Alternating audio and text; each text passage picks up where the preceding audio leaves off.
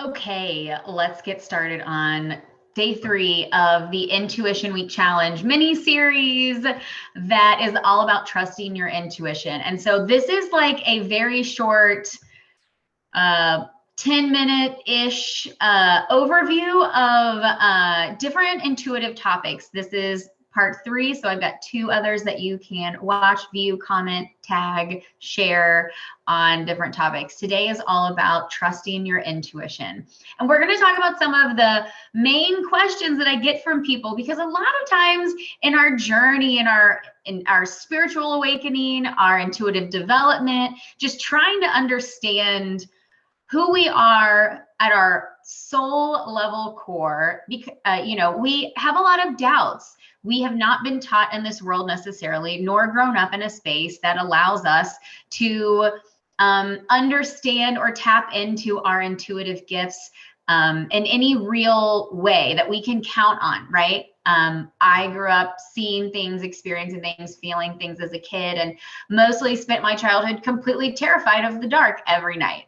I've grown out of that because I've done incredible healing work and intuitive development work that's allowed me to shift into a space of really being more empowered. And I want that for you. So let's get started on today's topic, trusting your intuition. And like I said, this is a journey, and it's a place where we're growing and developing in so many ways. And why do we want to trust our intuition?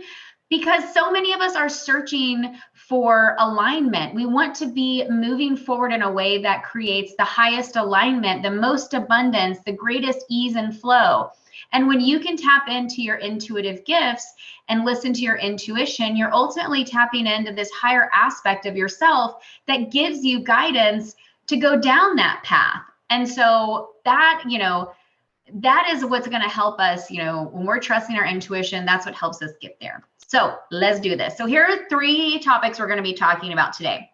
1, how do I really know it's my intuition and not my ego, anxiety, or fear? 2, how does my intuition communicate with me? And we talked a little bit about this in part 1. So hopefully you're already familiar with some of this, but we're going to dive a little bit deeper. And then I'm going to teach you another tool that you can use when you want to make decisions with your intuition. And we're going to talk about how you test it as well to help you validate your questions with when it comes to your intuitive insight. The big question of, is this really real? Is this really happening? So let's first go back to my first question of our 3. The one that's about, how do I really know it's my intuition and not my ego, my anxiety, or my fears? So this happens all the time to us, especially because, particularly with women, we get gaslit all the time. You may walk into a room and say, the energy feels off. You may be talking to someone and they are telling you all of this information. And in your heart, immediately everything they're telling you is a lie. You're just like, I see you telling me these things.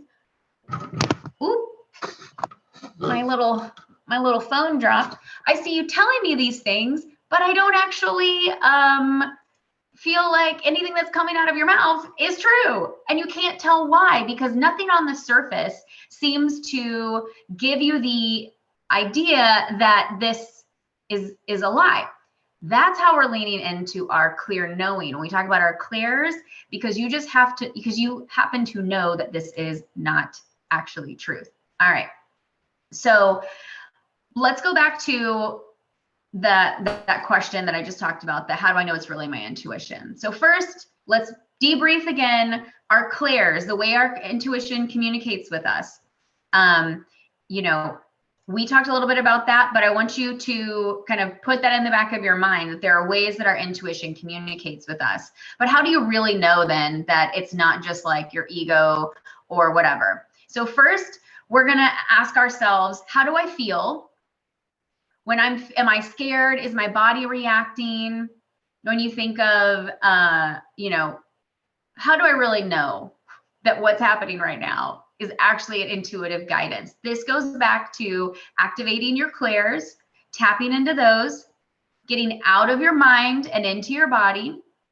And then there are a few determining, a few ways that we can also check in to determine if this is really your intuition. So I'm going to give you one example. You have this message that comes through, and it's telling you, giving you information on one thing. Maybe it's a big piece of information. Maybe it's about a new job opportunity, leaving your job, buying a home, whatever it is. And it scares you a little bit. But the information that came through is very clear, concise, straightforward, and it's gone. Like, it doesn't sit in your mind. It just came through, and it's gone. Oftentimes when our messages are intuitively guided, or they're intuitive messages, they're quick. The message themselves are not negative. They don't have fear attached to them. They're very quick, clear, and they just leave, to the point where sometimes you don't even remember what the message was. That can be intuitive guidance, and that is definitely a sign that it is intuitive guidance. Now, the secondary feeling may be you getting scared. It may be you thought spiraling, but that's not how the message was originally received. So think about the initial reaction versus the secondary reaction. If you remember from day one, we talked about how intuitive guidance does not have fear. It's clear, it's connected, it's very disconnected in the sense of, like, it doesn't have emotion in it.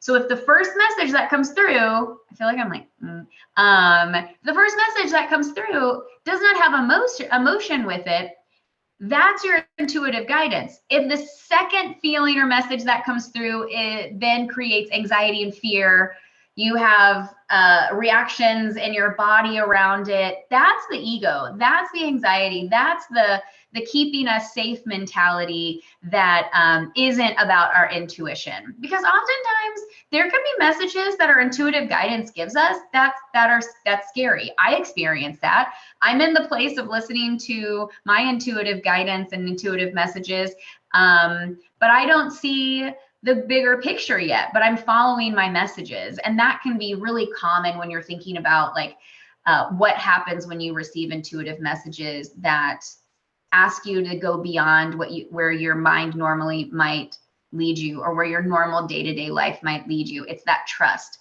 So the biggest message here is, think about how the initial message was received, and think about the secondary message. If the first message that comes through is negative, if it's scary, if it feels like angry, if it's fearful or full of lack, that the topic itself is full of lack and scarcity, that's not your intuition. Ever. It will never be. Whether, whatever way it comes in, that will never be intuition, because your intuitive guidance, that intuitive guidance system, requires you to connect with a higher perspective. Your higher perspective is always rooted in love and has your highest life plan in mind. So it will never be in a lower frequency. It will never be in a lower frequency of fear, of anxiety, of thought spirals, anything like that. So hold on, there I am. Okay, so keep that in mind. When you want to trust your intuition more, ask yourself, how did this intuitive guidance come through? Was it clear? Was it quick? Did it have emotion to it? Because if it comes from a higher place, if it comes from a high frequency, it will never be rooted in fear, anxiety, scarcity, lack. It will always be from a place of clarity, love, expansion. And oftentimes that expansion is not going to have energy around it, because it just is. Okay. So that is a way to start thinking about how you can really discern if this is intuitive guidance or ego, anxiety, or fear. So now let's go back to how your intuition communicates with us.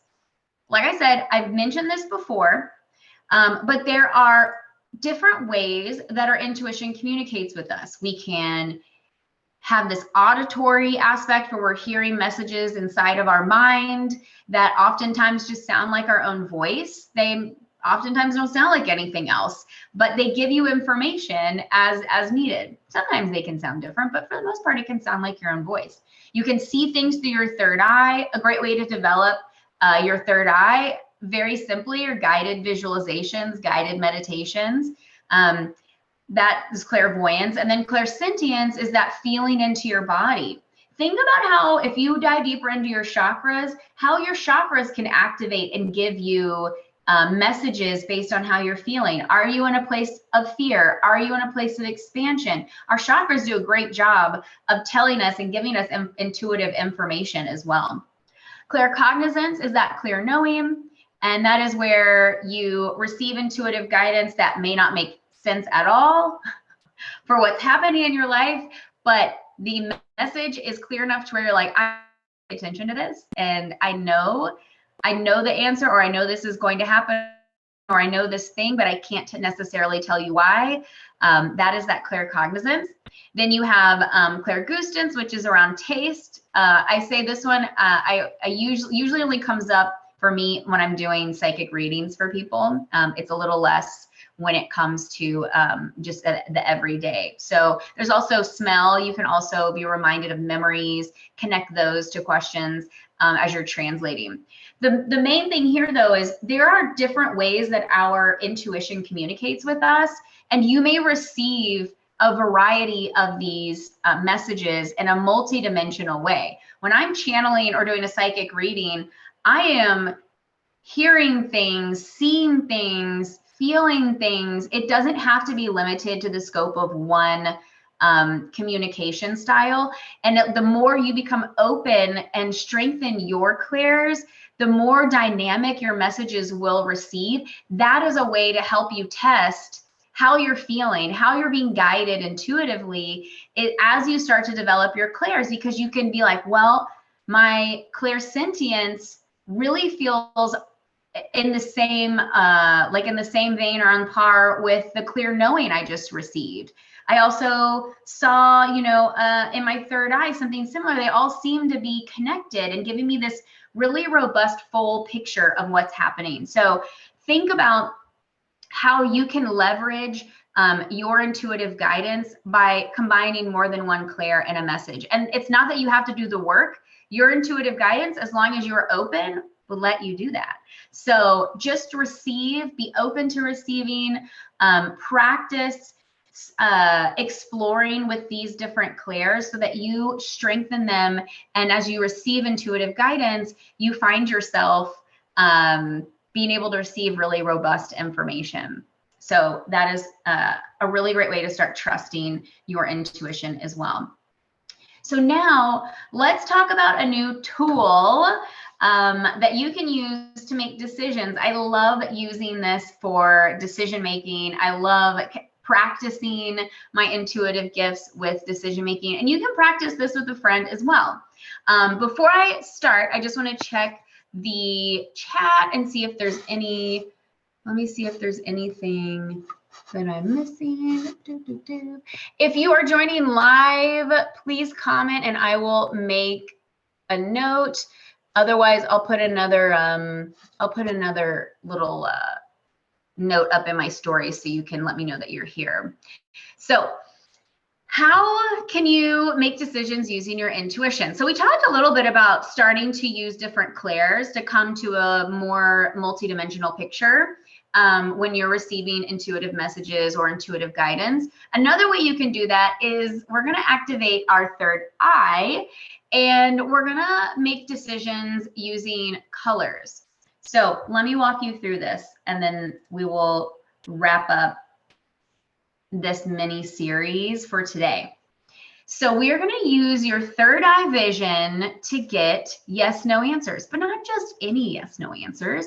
A resounding yes, which is like a hell yes, a yes, a resounding no, and a no. So the resounding no is like a no, hell no. Resounding yes, resounding no are like the hell yes, hell no. Yes and no are like, yeah, this is good. Like, this is fine.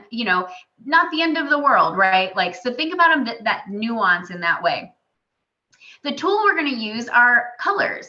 So what you're going to do to practice this is I want you to close your eyes And I want you to breathe. And I want you to come into your body. And when I say that, just means ascending your awareness into your body, reminding yourself that you live in a body. Some of us like to live up here, but we're living in a body.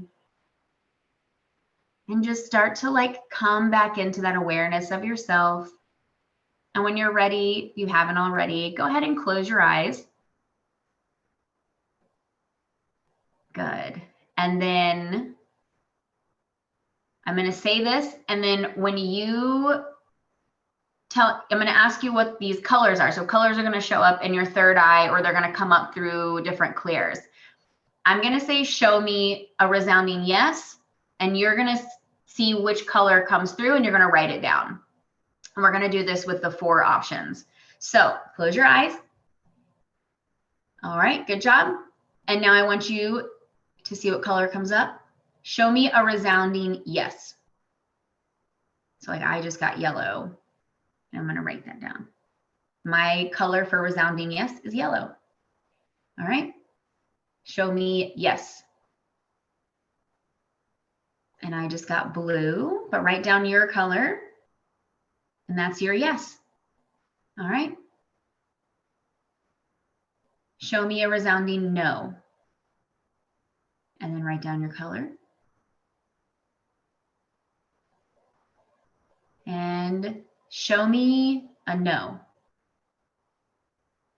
And then write down that color.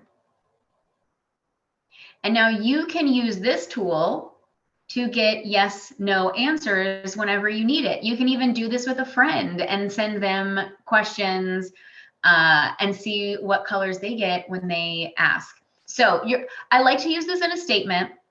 And a great phrase to use if you want really high frequency language when you're testing this yes, no is starting your sentence with, it's in my highest good to, and then fill in the blank. It's in my highest good to go to this concert tonight.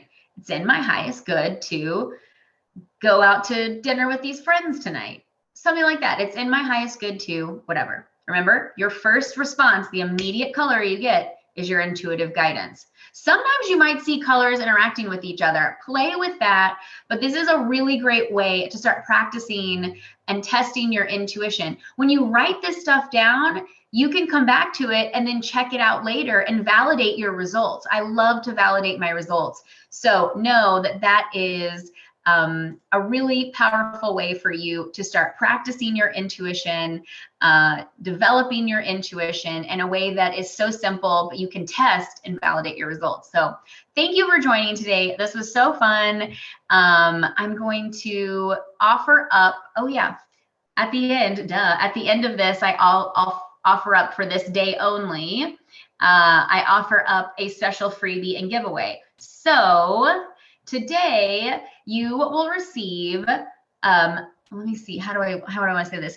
You'll receive 30% off of any of my courses or workshops I have pre-recorded workshops. I have small group one-on-one options that you can access by going to the link in my bio, tapping on courses and workshops, and you'll get 30% off of any of them. If you DM me on Instagram, the word course, COURSE, and I'll give you the code for 30% off. So you just have to DM me on Instagram, the word course, COURSE, and I'll give you a 30% off code for you to use. That only applies today. And don't forget to like, share, comment, repost to get your points and win the giveaway for this week's challenge. So I'm so excited, and I will talk with you soon.